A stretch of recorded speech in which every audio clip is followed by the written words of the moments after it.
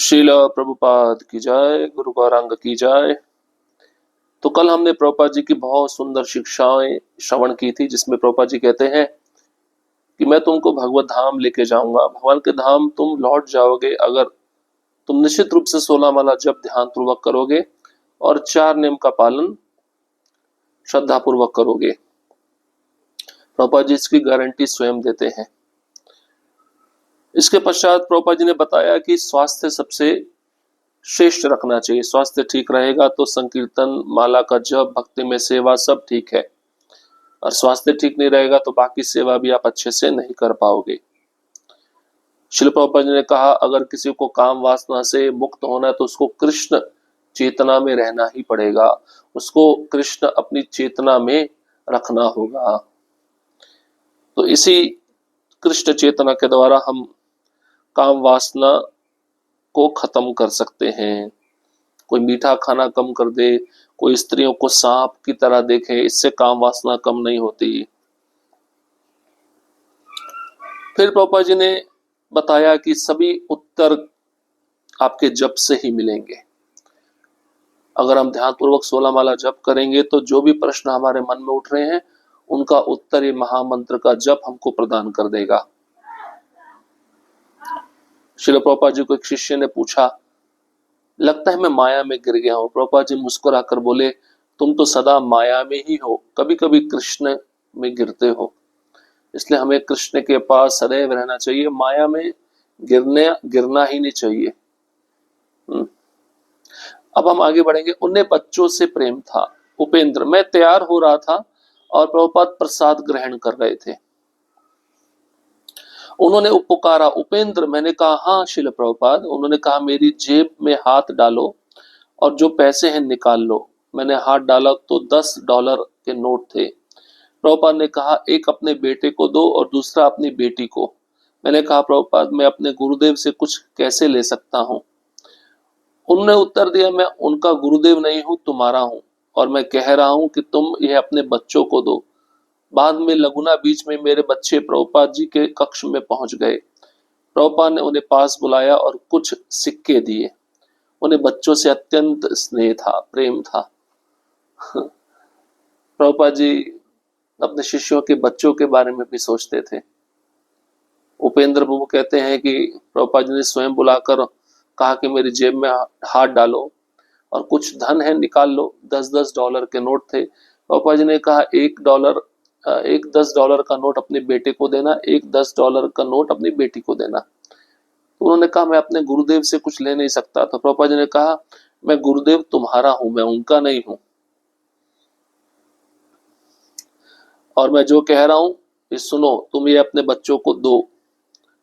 बाद में प्रभुपाद जी जब लगुना बीच पहुंचे तो उपेंद्र के दोनों बच्चे प्रभुपाद जी के कक्ष में गए और प्रभुपाद जी ने कुछ सिक्के उनको दिए। प्रभुपाद जी को बच्चों से बहुत प्यार था।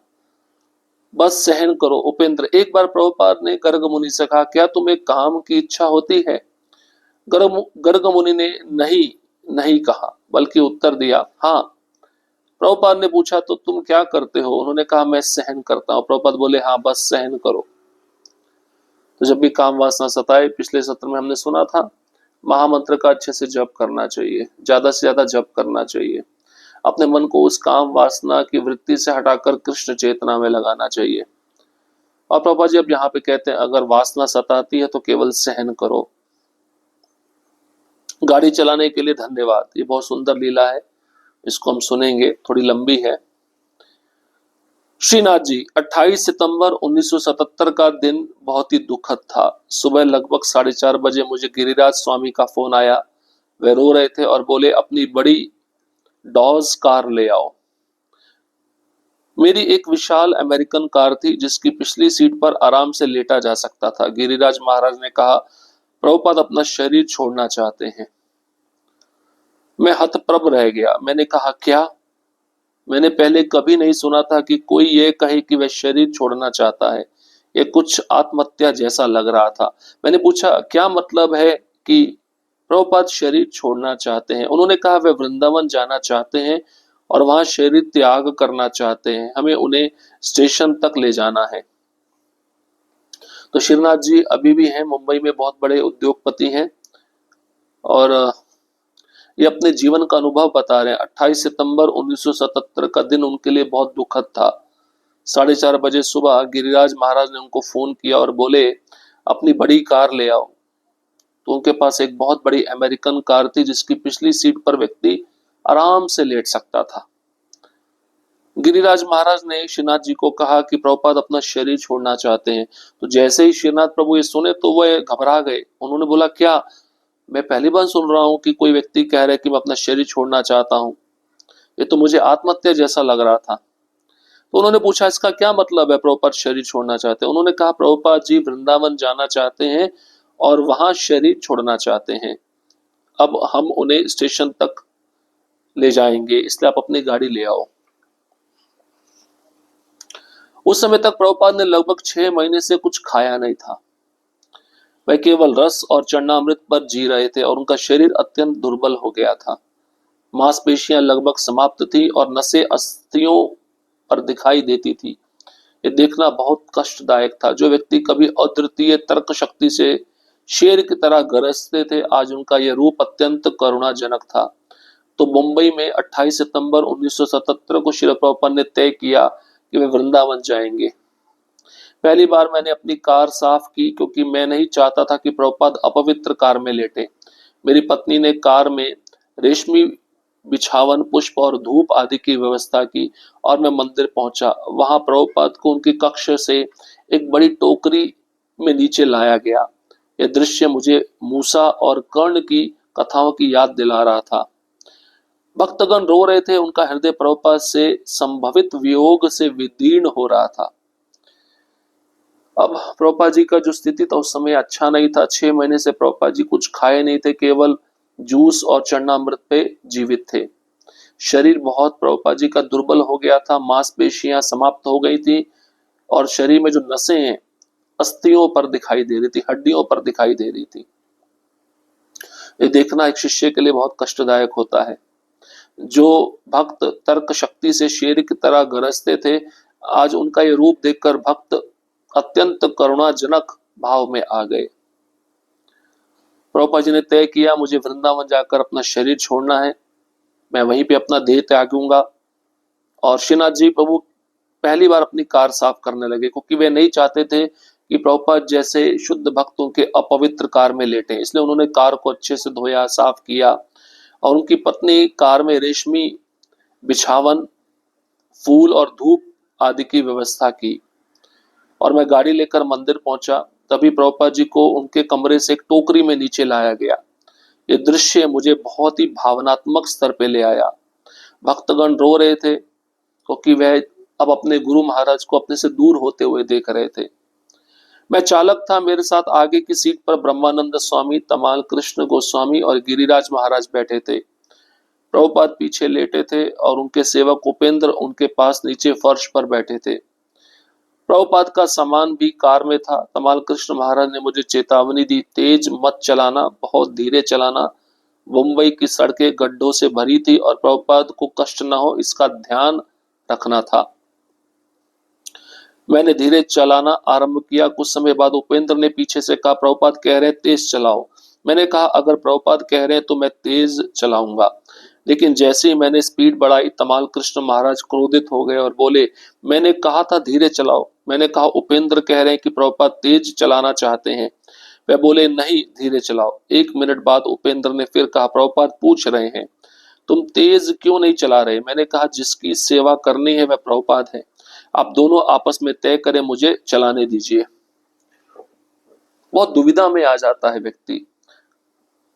तो श्रीनाथ प्रभु कहते, मैं ड्राइवर था, मैं आगे की सीट पर, मेरे साथ ब्रह्मानंद स्वामी, तमाल कृष्ण महाराज, गिरिराज महाराज बैठे थे। प्रभुपाद जी पीछे की सीट पर लेटे हुए थे और उनके सेवक उपेंद्र उस गाड़ी के पास नीचे फर्श पर बैठे हुए थे।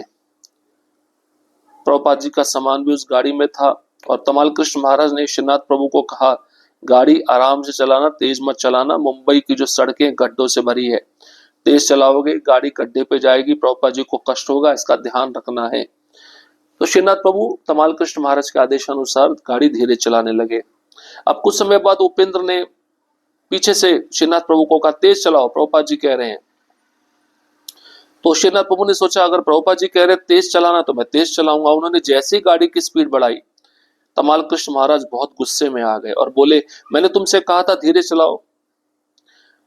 तो श्रीनाथ प्रभु कहने लगे, उपेंद्र कह रहे हैं, प्रभुपाद जी का इच्छा है कि गाड़ी तेज चलनी चाहिए। तब तमाल कृष्ण महाराज बोले, नहीं धीरे चलाओ। 1 मिनट बाद उपेंद्र ने फिर कहा, प्रभुपाद पूछ रहे हैं तुम तेज क्यों नहीं चला रहे। मैंने कहा जिसकी सेवा करनी है वह प्रभुपाद है, आप दोनों तय कर लो कि तेज चलाना है धीरे चलाना है, लेकिन मुझे गाड़ी चलाने दो। जब हम स्टेशन पहुंचे तो हमें लगा कि हम जल्दी आ गए हैं, और मैं और राम तुलसी स्टेशन मास्टर के पास गए और कहा हमें प्रभुपाद को कार से ट्रेन तक पहुंचाने के लिए व्हील चेयर चाहिए। मैंने पूछा मथुरा एक्सप्रेस बजे ही आती है ना? मथुरा एक्सप्रेस 11 बजे ही आती है ना? उन्होंने कहा अखबार नहीं पढ़ा, आज से वह 10:30 बजे चलती है। मैंने घड़ी देखी, केवल 5 मिनट बचे थे। बाप रे। तो अब गाड़ी स्टेशन पे पहुंची है, हम जल्दी आ गए थे, भक्तों को ऐसा लगा। और श्रीनाथ प्रभु और राम तुलसी स्टेशन मास्टर के पास उनको मिलने के लिए गए। व्हील चेयर मांगना था, प्रभुपाद जी को व्हील चेयर पे बिठाकर गाड़ी में बिठाना था।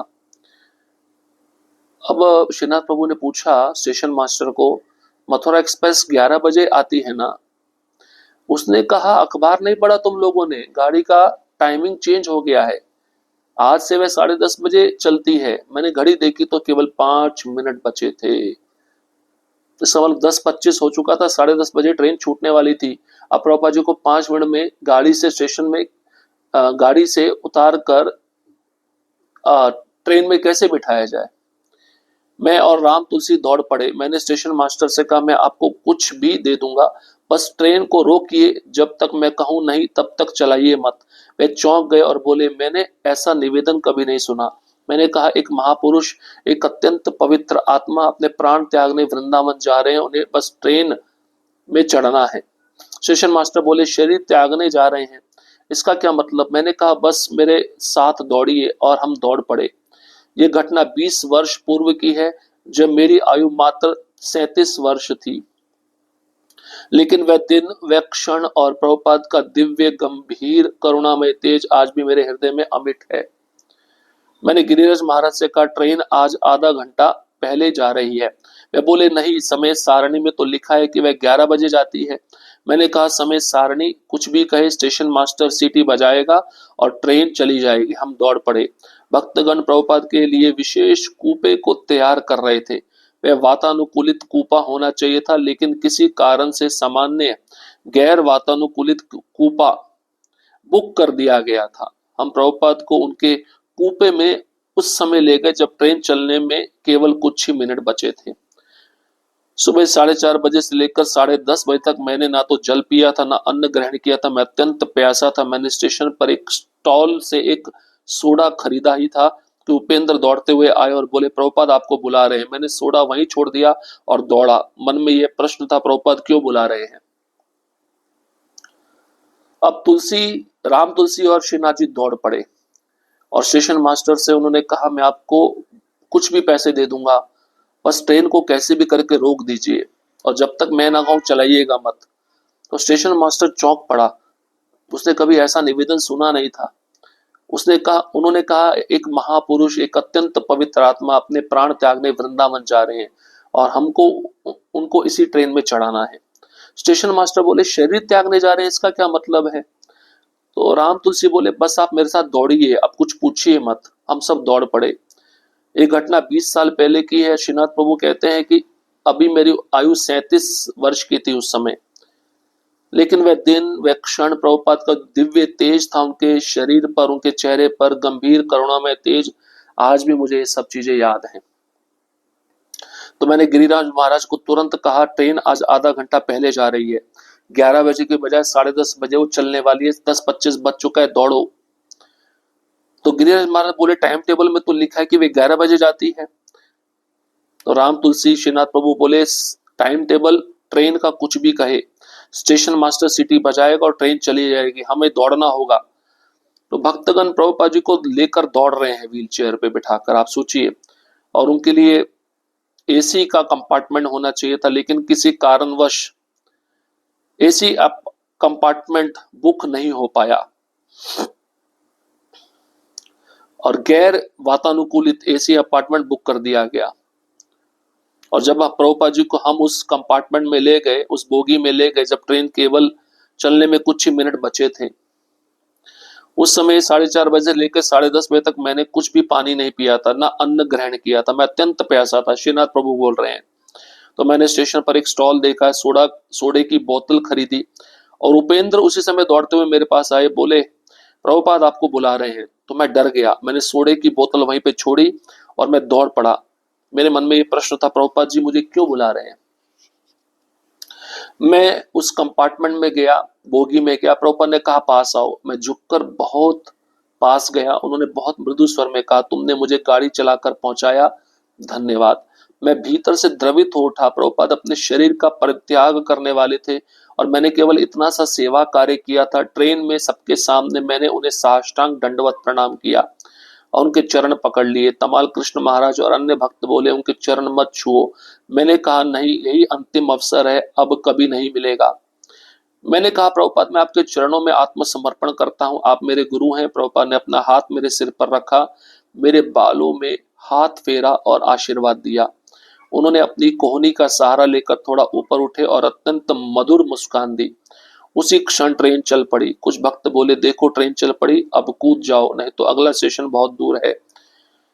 मैंने भारी मन से चलते हुए ट्रेन से छलांग लगाई। वह दृश्य मैं देर तक देखता रहा, जब तक अंतिम डिब्बा भी आंखों से ओझल ना हो गया।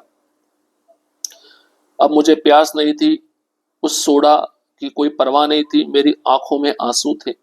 मैं अपनी कार में गया और देखा प्रभुपाद के फूलों की माला मेरी स्टीयरिंग पर रखी हुई थी। प्रभुपाद ने मुझे नहीं बुलाया था।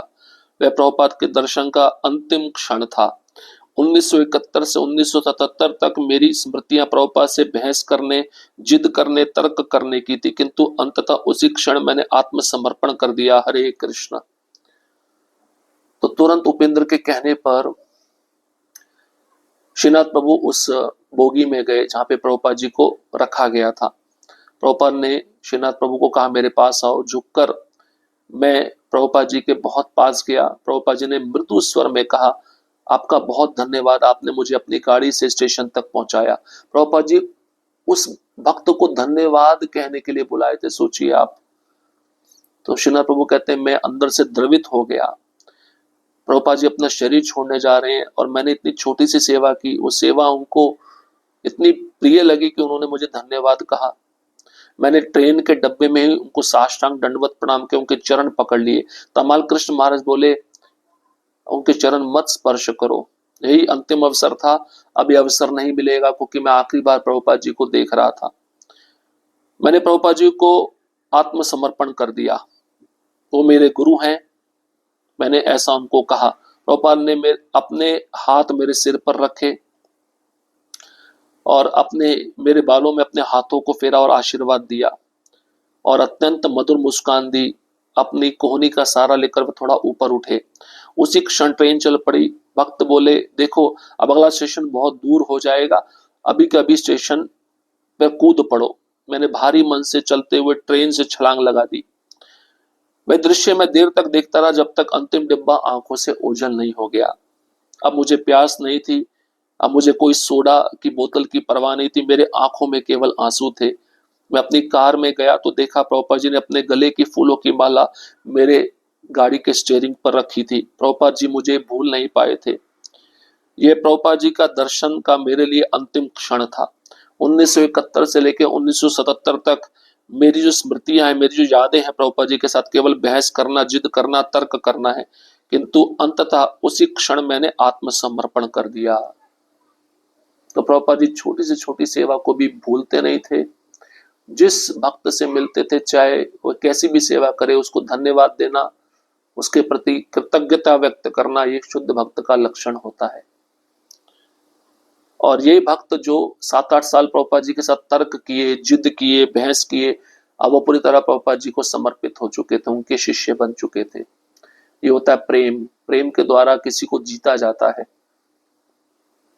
हरे कृष्णा कृष्ण कृष्ण हरे हरे, हरे राम राम राम हरे हरे। श्रील प्रभुपाद की जय, गुरु गौरांग की जय।